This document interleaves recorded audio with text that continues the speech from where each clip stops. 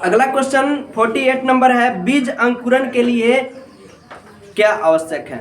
ठीक है, यानी जर्मिनेशन ऑफ सीड्स के लिए जो उसका नीड है वो क्या है, वो बेस्ट रूप से देखिएगा। कोई भी बीज जमता है तो उसके लिए क्या होना चाहिए, तो सबसे पहले उसको हवा की भी ज़रूरत होती है, पानी की भी ज़रूरत होती है, और एक के सबसे बेस्ट जो होता है वो टेम्परेचर यानी तापमान की भी आवश्यकता होती है, तभी कोई बीज अंकुरित होता है यानी जमता है। ठीक है, तो ये बहुत प्यारा सा क्वेश्चन है, यानी ऑप्शन इसका बहुत अच्छा दिया हुआ है। बीज अंकुरण के लिए क्या आवश्यक है, तो बीज अंकुरण के लिए आवश्यक जो है वो है हवा, पानी और तापमान। ए ऑप्शन ए है, ऑप्शन बी है और ऑप्शन सी है, और ऑप्शन डी दिया है इनमें से सभी, इनमें से सभी। तो क्या आप बता सकते हैं कि जो बीज होता है ना, बीज एक कब जमता है, यानी बीज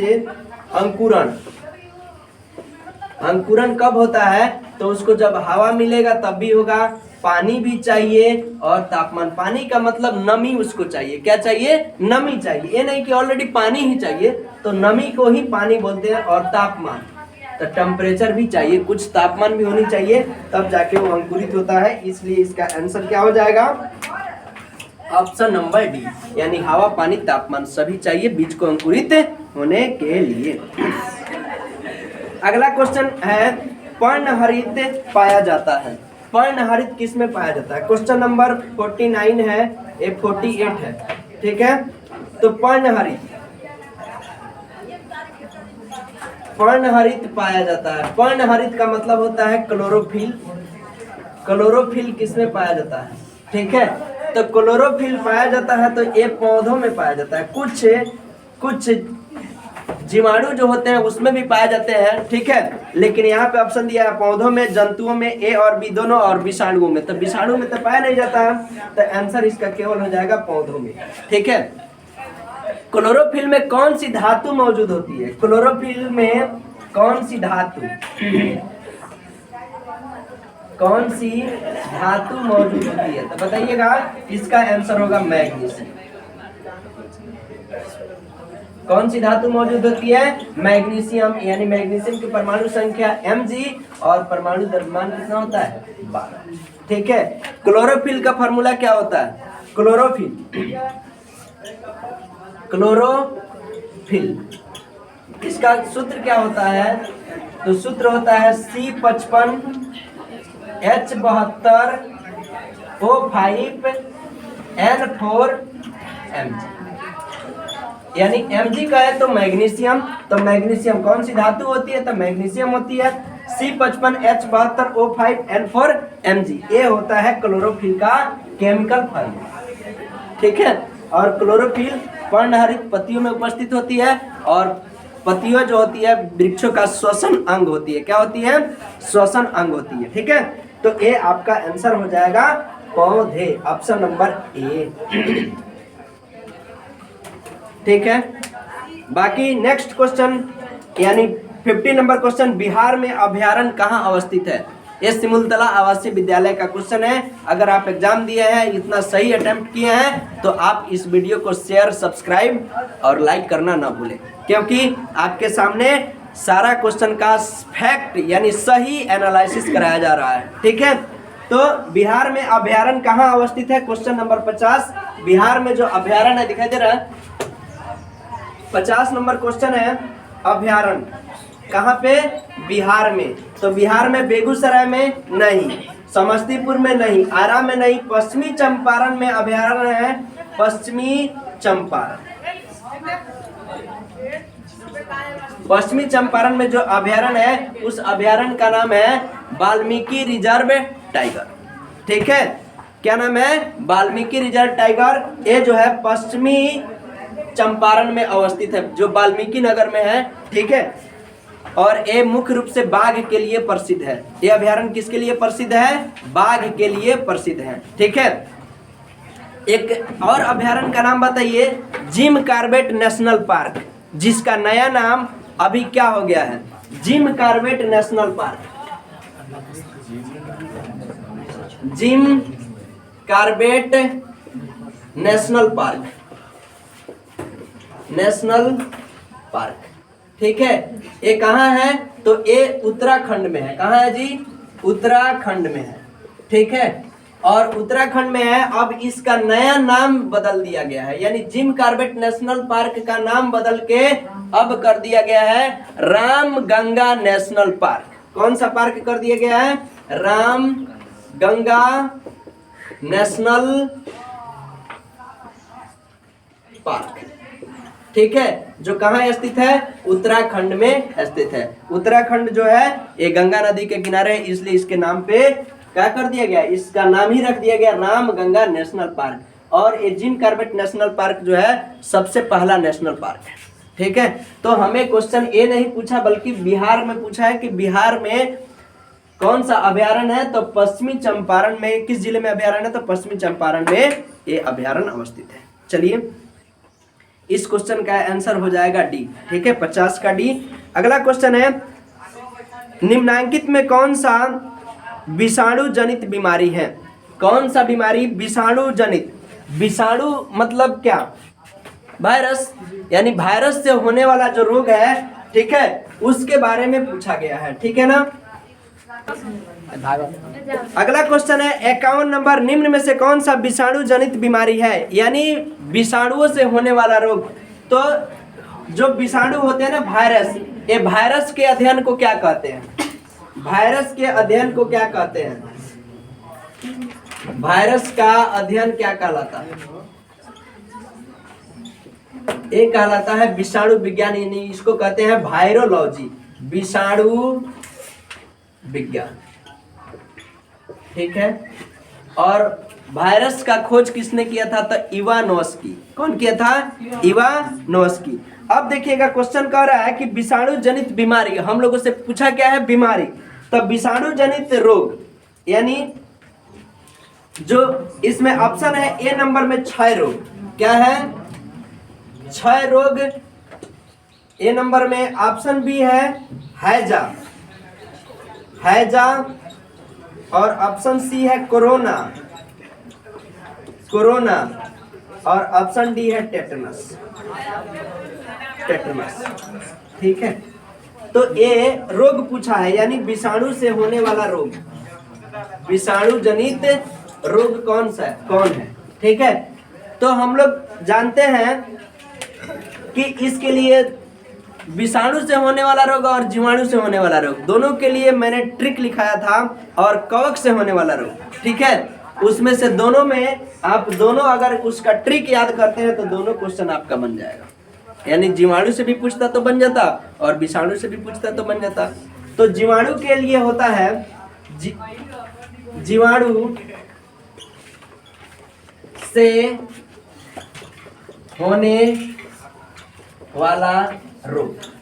ठीक है, इसका ट्रिक है, क्या है? ट्रिक है पंडित का टिक न्यू है बैक्टीरिया।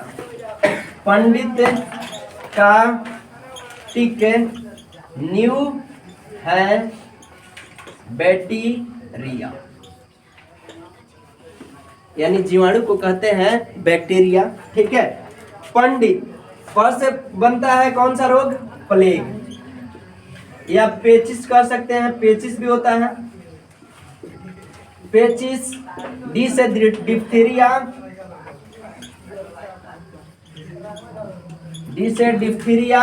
त से तपेदिक, का से काली खांसी, टी से टिटेनस, यानी टेटनस। ठीक है, क से काली खांसी हो जाता है, क से एक होता है न्यू से न्यूमोनिया, है से हैजा, और बैक्टीरिया से बैक्टीरिया। नहीं दिखाई दे रहा है? इधर से बैक्टीरिया से क्या होता है? बैक्टीरिया। ठीक है, ये होता है जीवाणु से होने वाला रोग के लिए ट्रिक। ठीक है, पंडित का टिक न्यू है बैक्टीरिया, प से बना पेचिस, डी से डिप्थीरिया, त से तपेदिक, क से काली खांसी, टी से टिटेनस, ठीक है। उसके बाद क से एक कुकुर खांसी भी हो जाता है, ठीक है। काली खांसी को कुकुर खांसी कहते हैं। न्यू से न्यूमोनिया, ह से हैजा और बैक्टीरिया से बैक्टीरिया। अब देखिए इसमें से अगर हम जीवाणु जनित रोग जानते हैं तो विषाणु जनित वाला हमसे पकड़ा जाएगा। चलिए देखते हैं। अब जीवाणु जनित रोग में टिटनस आ गया है। एक अंश किससे होने वाला है? जीवाणु से होने वाला रोग है। किससे होने वाला है जी? तो जीवाणु से होने वाला है। हैजा भी आया है, तो हैजा भी जीवाणु से होने वाला है। हैजा भी जीवाणु से होने वाला रोग है। उसके बाद क्षय रोग यानी तपेदिक, टीबी, ये भी जीवाणु जनित रोग है, जीवाणु जनित रोग है। और एक आ गया कोरोना तो नाम सुने ही है, कोरोना के बाद ही आपका एग्जाम हुआ है ना। तो कोरोना है, ये विषाणु जनित रोग है। कौन सा रोग है? विषाणु से होने वाला रोग कोरोना, ठीक है। अगला क्वेश्चन की ओर चलते हैं। क्वेश्चन है क्वेश्चन नंबर 52, यानी जूल एसआई मात्रक है। जूल किसका एसआई मात्रक होता है? तो देखिएगा, चलिए अब कुछ ही क्वेश्चन बाकी है। क्वेश्चन नंबर 52 है, जूल एसआई मात्रक है। जूल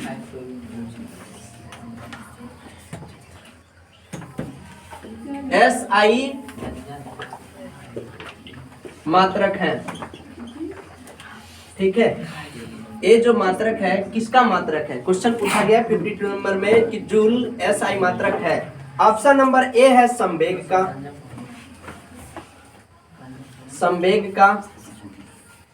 ऑप्शन बी है ऊर्जा का, ठीक है। और ऑप्शन सी है बल का, और ऑप्शन डी है शक्ति का, ठीक है। ये जो एग्जाम हुआ है 6 स्टैंडर्ड तक का हुआ है, ठीक है। और क्वेश्चन देखिए, क्वेश्चन के हिसाब से ऑप्शन लिखिए, लगभग 8 स्टैंडर्ड के हिसाब से लगाया गया है, क्योंकि ये सभी चीजें संवेग, ऊर्जा, बल, शक्ति सभी हम लोग को 8 क्लास में ही पढ़ने को मिलता है, ठीक है। लेकिन बच्चों का एग्जाम है तो ये उसमें 6 क्लास पे हुआ है और 8 क्लास का भी क्वेश्चन इसमें डाल दिया गया है। लेकिन कोई बात नहीं है, क्वेश्चन आसान है, फिर भी ये कहीं ना कहीं अच्छा लगा है एग्जामिनर को, तभी क्वेश्चन को इसमें डाला है, ठीक है। चलिए देखते हैं संवेग का एसआई मात्रक, उसके बाद कह रहा है कि ऊर्जा का एसआई मात्रक, बल का एसआई मात्रक और शक्ति का एसआई मात्रक, ठीक है। तो जूल एसआई मात्रक है। जब हमें पता रहेगा कि जूल किसका एसआई मात्रक है तब तो हम क्वेश्चन को अटेम्प्ट करेंगे, ठीक है। तो जूल एसआई मात्रक किसका होता है बताइए? ए होता है जूल कार्य, ऊर्जा एवं ऊष्मा, इस सबका एसआई यूनिट जो होता है ना, ये होता है जूल। क्या होता है जी? जूल, ठीक है। इसको जे से भी सूचित किया जाता है, ये आप पूरा लिख दीजिए जूल। समझ में आया? क्योंकि जूल एक वैज्ञानिक का नाम है, तो उससे अपने नाम पे ही उसका एसआई मात्रक, जैसे बल का एसआई मात्रक न्यूटन अपने वैज्ञानिक के ही नाम पे रख लिया, तो उस तरह कार्य, ऊर्जा, ऊष्मा का एसआई मात्रक जूल। तो देखिए कार्य तो पूछा नहीं है, ऊर्जा है ऑप्शन में, तो ऊर्जा है, तो ऑप्शन नंबर बी इसका करेक्ट आंसर हो जाएगा। क्या हो जाएगा? ऑप्शन नंबर बी करेक्ट हो जाएगा, ठीक है। उसके बाद बल का एसआई मात्रक क्या होता है? बल का एसआई मात्रक क्या होता है? तो बल का एसआई मात्रक होता है न्यूटन, ठीक है। बल का एसआई मात्रक जो होता है ये न्यूटन होता है, और बल का सीजीएस मात्रक जो होता है वो होता है डाई। क्या होता है? डाई। और 1 न्यूटन बराबर होता है 10 के पावर 5। कितना होता है? 10 के पावर 5, ठीक है। शक्ति का एसआई मात्रक, यानी शक्ति का एसआई मात्रक क्या है? तो शक्ति का एसआई यूनिट है वाट। शक्ति का एसआई मात्रक क्या होता है? वाट, ठीक है। और संवेग का एसआई मात्रक क्या होता है? केजी मीटर प्रति सेकंड स्क्वायर। ठीक है, क्या होता है जी, शक्ति का SI मात्रक होता है केजी मीटर प्रति सेकंड स्क्वायर। सेकंड ये हो गया, इसका आंसर हो गया आपको बॉल। ठीक है, ये नहीं, ये इसका आंसर क्या हो जाएगा, आंसर हो जाएगा ऊर्जा। ठीक है, अब 1 जूल बराबर कितना होता है, 1 जूल, 1 जूल बराबर होता है 10 के पावर 7 अर्ग। कितना होता है, 1 जूल बराबर 10 के पावर 7 अर्ग। और 1 अर्ग बराबर कितना होता है, 1 अर्ग बराबर होता है 10 के पावर -7 जूल। ठीक है, 1 HP बराबर कितना होता है, 746। कितना होता है जी, 1 HP बराबर कितना होता है, 746 वाट। और 1 कैलोरी बराबर कितना होता है, 1 कैलोरी बराबर होता है 4.186 जूल।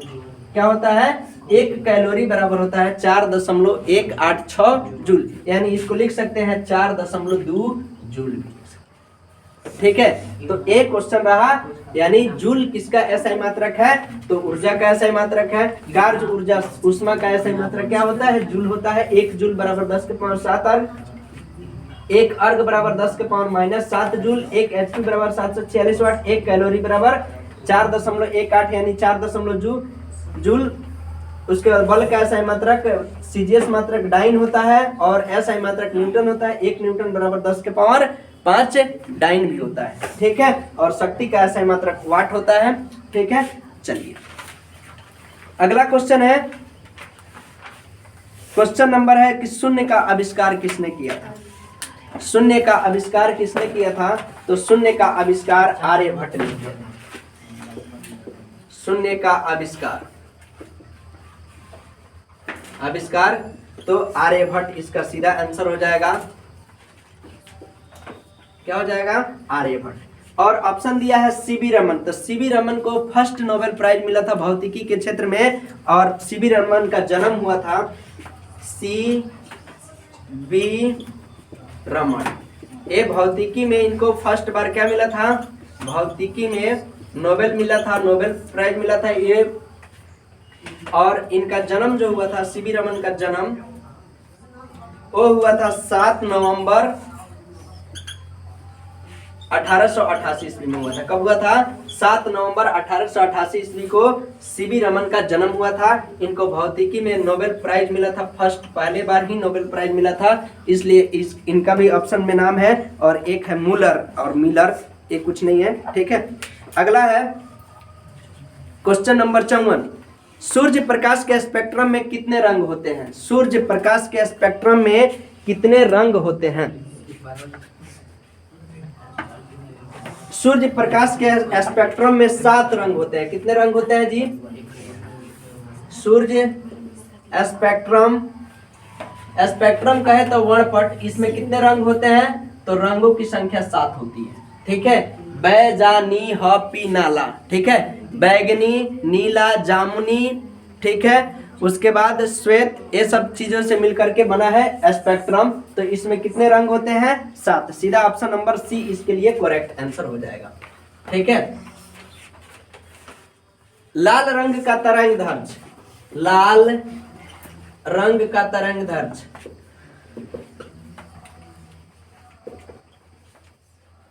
लाल रंग का तरंगदैर्घ्य कितना होता है, तो लाल रंग का तरंगदैर्घ्य होता है 7900, यानी 7800 भी होता है, 78 से 7900 एंगस्ट्रॉम होता है। ठीक है, और 1 एंगस्ट्रॉम बराबर होता है 10 के पावर -10 मीटर। 1 एंगस्ट्रॉम बराबर कितना होता है, 10 के पावर -10 मीटर। सबसे अधिक किस रंग का झुकाव होता है, सबसे अधिक किस रंग का झुकाव होता है, तो सबसे अधिक बैगनी रंग का झुकाव होता है। सबसे अधिक किस रंग का झुकाव, तो आंसर हो जाएगा बैगनी, यानी बैजनी हाफी नाला तो नीचे से चलते हैं। और सबसे कम किस रंग का झुकाव होता है, तो सबसे कम हो जाएगा और हो जाएगा आपको लाल। सबसे कम किस रंग का हो जाएगा, तो लाल रंग का। ठीक है, सबसे अधिक तरंग दैर्ध्य पूछे किसका होता है, तो सबसे अधिक तरंग दैर्ध्य लाल रंग का होता है। किस रंग का होता है जी, सबसे अधिक तरंग दैर्ध्य किस रंग का होता है, तो लाल रंग का होता है। तो लाल रंग का तरंग दैर्ध्य सबसे अधिक होता है, ठीक है, याद रखिएगा। अगला क्वेश्चन है, लौंग प्राप्त होता है, लौंग किससे प्राप्त होता है, पुष्पकली से, जड़ों से, फल से, पत्तियों से। तो इसका आंसर हो जाएगा सीधा सी पुष्पकली से। लौंग किससे प्राप्त किया जाता है, तो पुष्पकली से। जो लौंग होता है वो किससे प्राप्त होता है, तो पुष्पकली से प्राप्त होता है, ठीक है, इसका आंसर हो जाएगा पुष्पकली। रेडियम की खोज किसने की थी, रेडियम धातु होता है और रेडियम का खोज किसने किया था, तो मैडम क्यूरी। कौन, मैडम क्यूरी ने की थी। रेडियम का खोज किसने किया था, तो एक क्वेश्चन पूछा हुआ, रेडियम का खोज किसने की थी, मैडम क्यूरी, ठीक है। वाटसन दिया है, तो वाटसन एंड क्रिक ये सबसे पहले डीएनए का क्या किए थे, डीएनए का खोज, डीएनए का खोज किसने किया था, तो वाटसन एवं क्रिक ये वैज्ञानिक डीएनए का खोज किए थे। डीएनए का फुल फॉर्म क्या होता है, deoxy ribose nucleic acid, deoxy ribose, deoxy ribose, ribose nucleic acid, nucleic acid, acid. DNA का फुल फॉर्म क्या होता है, डीऑक्सी राइबोज न्यूक्लिक एसिड। और डीएनए का खोज किसने किया था, वाटसन एवं क्रिक। कब किए थे, 1953 ईस्वी में किए थे। कब किए थे, 1953। कितना में किए थे, 1953 ईस्वी में, ठीक है। और प्रयोगशाला में सबसे पहले डीएनए का संश्लेषण किसने किया था, तो डॉक्टर हरगोविंद खुराना, ठीक है, वो 1962 में किए थे, ठीक है। उनको नोबेल प्राइज भी मिला था। और डीएनए कैसी संरचना होती है, तो डबल हेलिक्स मॉडल संरचना होती है, ठीक है। चलिए अगला क्वेश्चन है कि किसी वस्तु का भार अधिकतम किस माध्यम में होता है। माध्यम पूछा है, तो माध्यम वायु, जल, निर्वात, हीलियम। तो सबसे अधिक जो होगा तो वो निर्वात में होगा, निर्वात में होगा। किस में होगा, निर्वात में। अधिकतम किसी वस्तु का भार अधिकतम किस माध्यम में होगा, तो निर्वात में। आप बताइए निर्वात में प्रकाश की चाल, निर्वात में प्रकाश की चाल कितनी होती है जी, निर्वात में प्रकाश की चाल होती है 3 × 10⁸ मीटर प्रति सेकंड होती है। निर्वात में प्रकाश की चाल 3 × 10⁸ मीटर प्रति सेकंड होती है, ठीक है। अगला क्वेश्चन है, क्षारीय विलयन का पीएच मान। किस विलयन का पीएच मान पूछा है, क्षारीय विलयन, क्षारीय विलयन का पीएच मान, ठीक है। तो क्षारीय विलयन का पीएच मान आप लोग को बताया गया है कि अम्ल, क्षार, अम्ल का पीएच मान कितना होता है, तो 7 से कम। कितना से कम, 7 से कम। क्षारीय विलयन का पीएच मान होता है 7 से अधिक। क्या होता है, 7 से अधिक। और उदासीन विलयन का पीएच मान कितना होता है, उदासीन विलयन का पीएच मान होता है 7। कितना होता है, 7, एग्जैक्ट 7 होता है। तो इसमें पूछा है क्षारीय विलयन का पीएच मान कितना होता है, 0, 7, 7 से कम, 7 से ज्यादा। तो इसका आंसर हो जाएगा 7 से ज्यादा। क्या हो जाएगा, 7 से ज्यादा, ठीक है। अम्ल जो होता है, अम्लों के पहचान के लिए पीएच स्केल का प्रयोग किया जाता है। पीएच स्केल में, ठीक है, जो लिटमस पेपर होता है वो एसिड का पहचान करता है। और पीएच का फुल फॉर्म होता है हाइड्रोजन ऑफ पोटेंशियल आयन, ठीक है। चलिए अब अगला क्वेश्चन है, सोना का रासायनिक प्रतीक क्या है। दिखाई दे रहा है जी, इस पे ऊपर दिखाई दे रहा है ना, सोना। सोना तो ऑलरेडी सोना है। सोना का प्रतीक होता है AU। क्या होता है, AU। इसको औरम बोलते हैं। क्या बोलते हैं, औरम, औरम। इसलिए इसको सोना का संकेत औरम होता है, इसलिए इसका संकेत AU होता है। तो इसका रासायनिक प्रतीक पूछा था, रासायनिक प्रतीक यही है। क्या है जी, यही है, यानी AU। इसकी परमाणु संख्या कितनी होती है, 79। सोना की परमाणु संख्या कितनी होती है, 79। इसमें ऑप्शन दिया है AG। AG कहे तो चांदी, यानी सिल्वर, और सिल्वर की परमाणु संख्या कितनी होती है 47। कितनी होती है 47। उसके बाद दिया है मैग्नीशियम Mg, Mg की परमाणु संख्या कितनी होती है 12। ठीक है, और एक दिया है मैग्नीज Mn, Mn की परमाणु संख्या यानी मैग्नीज की परमाणु संख्या कितनी होती है तो A होती है 25। ठीक है, तो सोना का प्रतीक Au, चांदी का प्रतीक पूछा रहता था Ag, मैग्नीशियम का प्रतीक पूछा रहता था Mg, और मैग्नीज का प्रतीक पूछा रहता तो Mn। ठीक है, उसके साथ मैंने इसका परमाणु संख्या भी नोट कर दिया। ठीक है, अगला क्वेश्चन है नलकूप साधन है। नलकूप क्या चीज का साधन है, खोदने का, जुताई का, सिंचाई का, कटाई का। तो नलकूप से क्या करते हैं, नलकूप से हम लोग सिंचाई करते हैं, खेतों में पानी डालते हैं, है कि ना। तो इसका आंसर हो जाएगा सिंचाई। क्वेश्चन नंबर 60 का आंसर क्या हो जाएगा सिंचाई। क्वेश्चन नंबर 61 है सबसे बड़ा ग्रह कौन सा है, सबसे बड़ा ग्रह कौन सा है। मिटा दे बोर्ड। अगला क्वेश्चन है 61 नंबर, सबसे बड़ा ग्रह कौन सा है, सबसे बड़ा ग्रह, सबसे बड़ा ग्रह यानी सबसे बड़ा प्लैनेट पूछा है तो कौन सा है, तो इसका आंसर हो जाएगा बृहस्पति।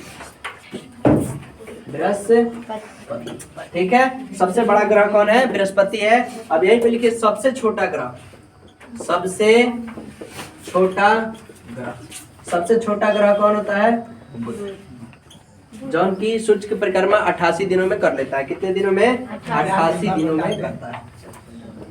ठीक है, कभी कभी अब 90 हो गया है, कहीं कहीं 90 दे रहा है। ठीक है, तो 90 दिन भी याद रखिएगा। ठीक है, उसके बाद शनि के कितने उपग्रह हैं, शनि ग्रह के कितने उपग्रह हैं तो 82। कितने हैं शनि ग्रह के कितने उपग्रह हैं तो 82। ठीक है, अगला क्वेश्चन है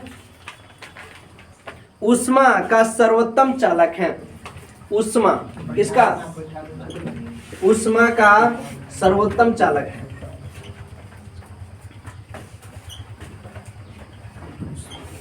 चालक, ठीक है, चांदी जो होती है ना सबसे अधिक विद्युत का सुचालक होती है। चांदी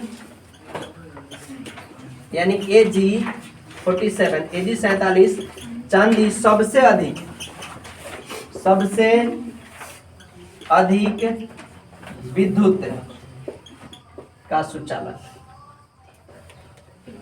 दिखाई दे रहा है, सबसे अधिक विद्युत का सुचालक धातु का नाम क्या है तो चांदी, और चांदी को Ag कहते हैं। इसका रासायनिक प्रतीक Ag होता है, परमाणु संख्या 47 होता है। लेकिन ऊष्मा का सर्वोत्तम चालक पूछा है, ऑप्शन दिया है एल्कोहल। क्या दिया है जी,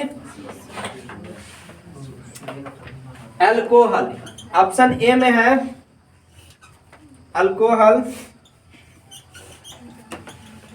ऑप्शन बी में है जल, ऑप्शन सी में है पारा, और ऑप्शन डी में है ईथर। दिखाई दे रहा है, ये दिखाई दे रहा है नीचे ईथर। नो, जल के बाद से नहीं दिखाई दे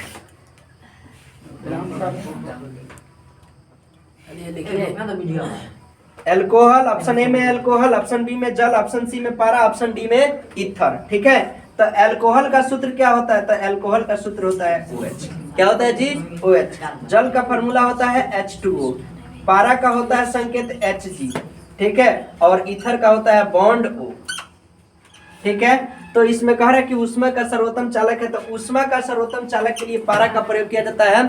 पारा जो होता है ना वो जो हम लोग का फीवर वगैरह जांच करने में जो थर्मामीटर का प्रयोग करते हैं तो उसमें पारा भरा होता है, और पारा टेम्परेचर के लिए क्या होता है यानी ऊष्मा का सर्वोत्तम चालक होता है। तो पारा ही क्या करता है इंडिकेट करता है, तो इसके लिए हो जाएगा पारा Hg 80, यानी परमाणु संख्या कितनी होती है 80। पारा या मरकरी ये द्रव धातु, एकमात्र द्रव धातु का नाम क्या है पारा। द्रव धातु, द्रव धातु कौन है तो पारा है, पारा या इसको कहेंगे मरकरी। ठीक है, अगला क्वेश्चन है चांदी का अयस्क है, इसको मिटा दे। क्वेश्चन नंबर 63 है चांदी का अयस्क। किसका अयस्क जी चांदी का अयस्क। चांदी का अयस्क। कुछ अयस्क का नाम मैंने पहले भी बता दिया था। इसमें ऑप्शन ए दिया है बॉक्साइड, बॉक्साइड। ऑप्शन बी में दिया है हेमेटाइट। ऑप्शन सी है अर्जेंटम, अर्जेंटाइन टाइट। और ऑप्शन डी है सिनेबार, सिनाबार। ये होता है सिनेबार होता है, ठीक है। तो चांदी का अयस्क क्या है? चांदी का अयस्क होता है अर्जेंटाइट। क्या होता है जी? अर्जेंटाइट। चांदी का अयस्क होता है अर्जेंटाइट। ये इसका आंसर हो जाएगा ऑप्शन नंबर सी। बॉक्साइड किसका अयस्क है? तो बॉक्साइड एल्युमिनियम का अयस्क होता है। एल्युमिनियम का अयस्क कौन होता है? तो बॉक्साइड। ऐसे इसको एरो मार्क कर देते हैं। एल्युमिनियम का अयस्क बॉक्साइड। हेमेटाइट किसका अयस्क होता है? तो हेमेटाइट अयस्क होता है लोहा का। किसका अयस्क होता है? लोहा का अयस्क होता है हेमेटाइट। और लोहा का संकेत Fe, एल्युमिनियम का Al, ठीक है। और अर्जेंटाइट चांदी का अयस्क होता है। किसका अयस्क होता है? चांदी Ag। और सिनेबार किसका अयस्क होता है? तो पारा का अयस्क होता है सिनेबार।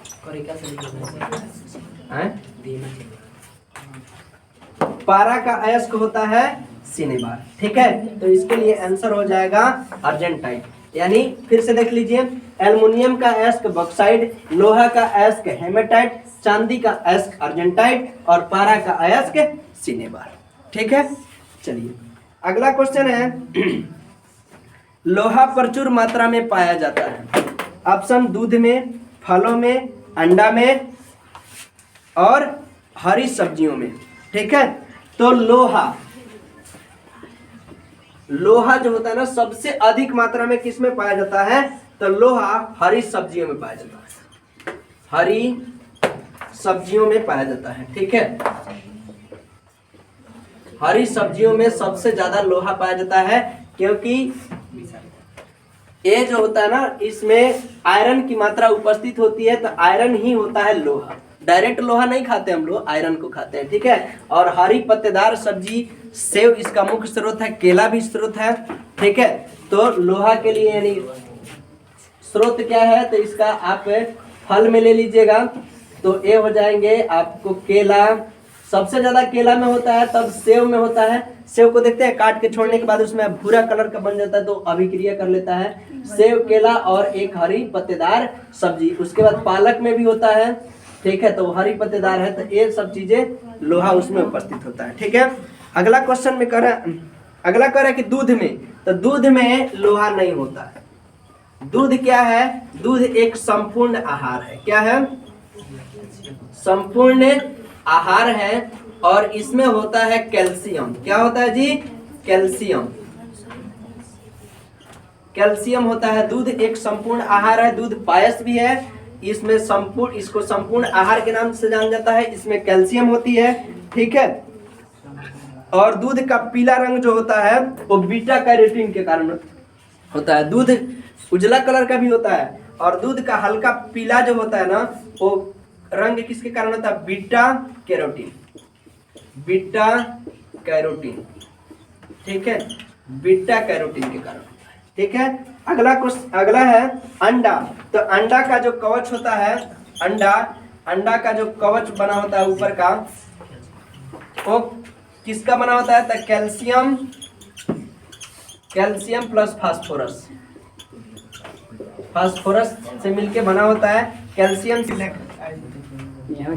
सॉरी, ये अंडा जो होता है कैल्शियम और कार्बोनेट का बना होता है। हड्डी जो बनी होती है ना कैल्शियम और फास्फोरस की बनी होती है। कैल्शियम और कैल्शियम कार्बोनेट किसका बना होता है? Calcium carbonate. कैल्शियम कार्बोनेट का बना होता है अंडा का कवच। और मनुष्य की हड्डी जो बनी होती है वो बनी होती है कैल्शियम प्लस फास्फोरस की बनी होती है। फास्फोरस की बनी होती है, जिसमें मुख्य तत्व होता है फास्फोरस, पी होता है, ठीक है। और ए होता है कैल्शियम कार्बोनेट का बना होता है, ठीक है। इसका फार्मूला क्या होता है? CaCO3 होता है, ठीक है। अंडा का कवच जो होता है ऊपर का वो कैल्शियम कार्बोनेट का बना होता है, ठीक है। अंडे के पीले भाग को जर्दी बोलते हैं, ठीक है। अगला है फलों में, तो इसमें आयरन की मात्रा प्रचुर नहीं होती है। चलिए अगला क्वेश्चन है, मीथेन का रासायनिक सूत्र क्या होता है? मीथेन का, इसको मिटा दें। लास्ट क्वेश्चन यानी 65 नंबर क्वेश्चन पूछा है, मीथेन का रासायनिक सूत्र। केमिस्ट्री से क्वेश्चन पूछा हुआ है, मीथेन का रासायनिक सूत्र। ठीक है, तो ऑप्शन ए में दिया है NH3, ऑप्शन बी है NH4, ऑप्शन सी है C2H6 और ऑप्शन डी में दिया है CH। ठीक है, तो आप इसमें आंसर कौन सा करेंगे कमेंट बॉक्स में बताइए। ठीक है, आप पहले कमेंट बॉक्स में बता दीजिएगा, तब तक मैं इसका एनालिसिस करता हूं। ठीक है, NH3 को कहते हैं अमोनिया। क्या कहते हैं? अमोनिया का रासायनिक सूत्र होता है NH3। और NH3 ये जो अमोनिया होती है ना, अमोनिया के कारण ही मूत्र में दुर्गंध होता है। क्या होता है? मूत्र में दुर्गंध का कारण क्या होता है? अमोनिया। ठीक है, NH4 ये अमोनियम होता है। अमोनियम का सूत्र क्या होता है? NH4। C2H6, मेथेन के बाद इथेन आता है, एथेन का सूत्र होता है C2H6 और मेथेन का सूत्र होता है CH। मेथेन का सूत्र क्या हो जाएगा? तो CH4। तो इसका सीधा पूछा गया कि मेथेन का रासायनिक सूत्र क्या होता है? तो CH4। ठीक है, और मेथेन गैस कहाँ से निकलती है? तो दलदली स्थान से, और धान के खेतों में मीथेन गैस प्रोडक्ट होती है। ठीक है, तो चलिए ये रहा आपके साइंस का 65 नंबर तक क्वेश्चन, 41 से 65 तक मैंने इसका टोटल आपको करेक्ट आंसर की दे दिया। अब आप लोग अपना चेक कर लीजिएगा कि कितना मेरा सही है। अगर वीडियो समझ में आया है तो वीडियो को, चैनल को सब्सक्राइब करना और अपने साथियों में शेयर करना ना भूलिएगा। चलिए, थैंक यू।